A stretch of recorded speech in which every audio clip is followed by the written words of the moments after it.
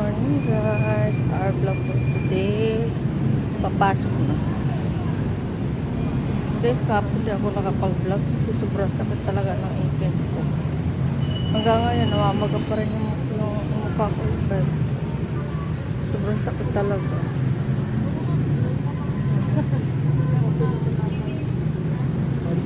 Tingnan lang kayo dyan guys, sumahan ako sa sakitan.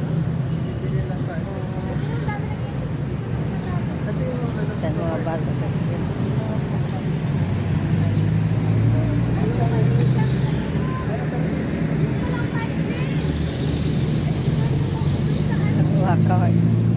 Gumagaway sa pamangkin.